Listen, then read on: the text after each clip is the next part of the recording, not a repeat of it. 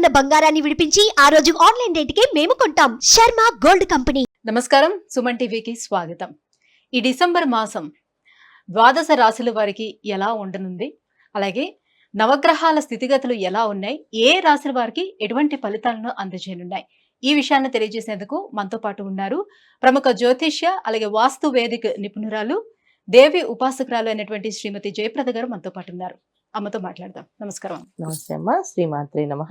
అమ్మ, ద్వాదశ రాశుల వారికి ఎలా ఉండబోతుందో తెలుసుకునే ముందు నవగ్రహాల స్థితిగతులు, ఏ రాశుల్లోని ఏ గ్రహాలు ఉన్నాయి, ఎటువంటి ఫలితాలను అందిస్తున్నాయో కొంచెం క్లుప్తంగా. సో గోచార ఫలితాల్లో మనం తీసుకోవాల్సిందంటే పెద్దగా మార్పు ఈ మాసంలో పెద్ద గ్రహాల మార్పు అనేది ఏం లేదు. ఎందుకంటే గోచారంలో అన్ని గ్రహాలు అలాగే ఉన్నాయి.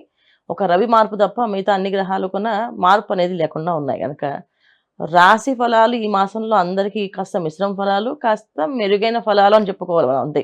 ఎందుకంటే ఈ మాస ఫలితాల్లో మనం తీసుకునే విషయాల్లో ఎక్కువగా ముఖ్యంగా తీసుకునే గ్రహాలు ఏవైతే ఉన్నాయో శుక్రుడు, తర్వాత రవి, కుజుడు, బుధుడు, ఈ 4 గ్రహాలు యోగించే లాభం కంటే కూడా కాస్తంత ఇబ్బంది పెట్టే పరిస్థితిలోనే ఉన్నాయి. సో వృషభ రాశిలో గురువు వక్రించి ఉన్నాడు మనకి, కర్కాటక రాశిలో కుజుడు, కన్యా రాశిలో కేతువు, తర్వాత వృశ్చిక రాశిలో రవి బుధులు కలిసి ఉన్నారు. డిసెంబర్ 2వ తారీఖు నుంచి మళ్ళీ ఆయన మకర రాశిలోకి వస్తున్నాడు శుక్రుడు. కుంభరాశిలో శని భగవానుడు, మీనరాశిలో రాహు. ఇది మన గోచారంలో ఉండే గ్రహస్థితి అంతా ఇలా ఉంది. అయితే ఈ గ్రహస్థితి ఇలా ఉండడానికి కారణం గోచారంలో ఉండే గ్రహస్థితి. అయితే ఈ మాసంలో మనం చేసుకోవాల్సిన ఏంటంటే, కార్తీక మాసం అయిపోయిన తర్వాత వచ్చేది మార్గశిర మాసం. ఈ మార్గశిరంలో విష్ణు ఆరాధన చేస్తూ ఉంటాం.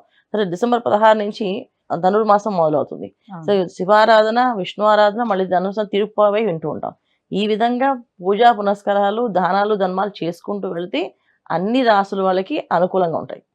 ఎందుకంటే ఈ మాసంలో అంత చెప్పుకోదగ్గ ఫలితాలు కానీ, అంత బ్రహ్మాండంగా ఉండే యోగాలు కానీ ఏ రాశి వాళ్ళకి కనిపించట్లేదు. కాస్తంత ఇబ్బంది పెట్టే లక్షణాలే కనిపిస్తున్నాయి. కనుక మనం ఎక్కువ అవన్నీ మైండ్లో పెట్టుకోకుండా రాశి ఫలాలు వినడము, దాని దగ్గర పరిహారం ఏం చేసుకోవాలో అది మాత్రం తెలుసుకొని ఆ పరిహారం చేసుకుంటూ ముందుకు వెళ్తుంటే ఈ మాసం అలా గడిచిపోతుంది. అమ్మ, మరి డిసెంబర్ మాసం మేషరాశి వరకు ఎలా ఉండబోతుంది? ఏ గ్రహాలు, అంటే గ్రహాల స్థితిగతులు వాళ్ళకి ఎలా ఉన్నాయి, ఏ గ్రహాలు అనుకూలంగా ఉన్నాయి వాళ్ళకి? తప్పకుండా మేషరాశి వాళ్ళకి ఈ మాసం కాస్త అనుకూలంగానే ఉంది. ఎందుకంటే వీళ్ళకి లాభస్థానంలో శని భగవానుడు ఉండము, తర్వాత వాళ్ళకి మీనరాశిలో రాహు ఉండము. ఈ శని రాహుల కలయిక అనేది ఏంటంటే, ఎప్పటి నుంచో రానివి కానివి అవ్వబు అని వదిలేసినవి లాక్కొని వచ్చి ఇచ్చేస్తుంటాయి. ఎందుకంటే ఇది గోచారంలో ఉండే శని రాహులు ఎప్పుడు కొనంటే, బలంగా శని భగవానుడు ఇచ్చేది స్లోగా ఇస్తుంటాడు, రాహు స్పీడ్గా ఇస్తాడు. వాళ్ళిద్దరు కలిశారు అంటే ఖచ్చితంగా అది లాక్కుని తెచ్చిస్తారు. వాళ్ళ జన్మజాతకం కూడా యోగంగా ఉండి, అక్కడ రాహు బాగుండా, శని భగవానుడు బాగున్నా, అంతర్దశలు యోగిస్తున్న వీళ్ళకి బ్రహ్మాండంగా చిరాస్తులు, ఆస్తులు, వీళ్ళకి రావాల్సిన పనులు ఏవైతే ఉన్నాయో, డబ్బులు, అంటే గవర్నమెంట్ సంబంధించిన డబ్బులు, ఇవన్నీ కూడా వస్తాయి అన్నమాట. అవి ఎంత లాభంగా వస్తాయి అంటే, ఇన్నాళ్ళు ఉన్నాయి కదా డబ్బులు వీళ్ళ దగ్గర ఉండిపోయి కదా, వడ్డీతో కలిపి చక్కెర వడ్డీ కొని వేసి ఇచ్చేటట్టు ఇస్తారు. అలాంటి లాభం అనేది ఈ మాసంలో మేషరాశి వాళ్ళకు ఉంది. అంటే అందరికీ ఉందా అంటే, ఎవరికైతే ఆస్తుల్లో ఉన్నాయో వాళ్ళకి వస్తాయి. ఈ విధంగా మేషరాశి వాళ్ళకి బాగుంది.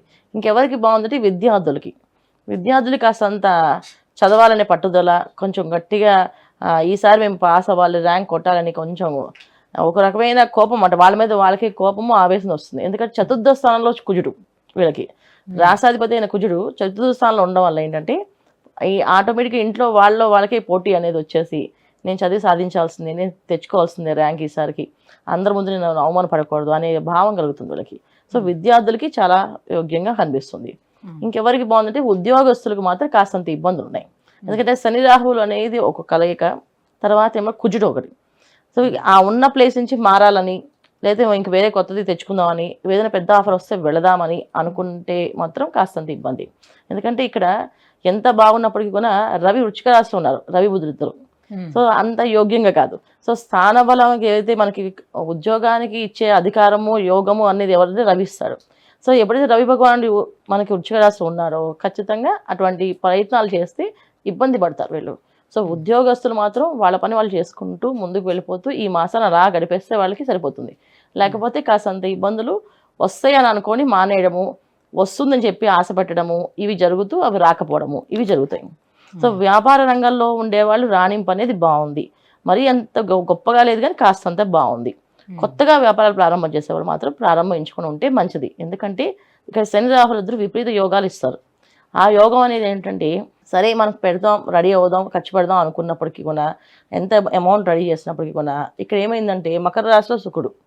సో దశమ స్థానంలో శుక్రుడు అంటే ఏంటంటే కాస్తంత ఆటోమేటిక్గా ఆలోచనలు మార్పు, ఇది కాదు స్టెబిలిటీ అనేది స్టెబిలిటీ ఉండదు ఆలోచనలో. స్టేబిలిటీ కాదు, ఖర్చు పెట్టేది 10 రూపాయలు ఖర్చు అని తెలిసినా సరే ఇక్కడ శుక్రుడు రావడం వల్ల దాన్ని అందంగా చేద్దామని 100 రూపాయలు ఖర్చు పెట్టడము.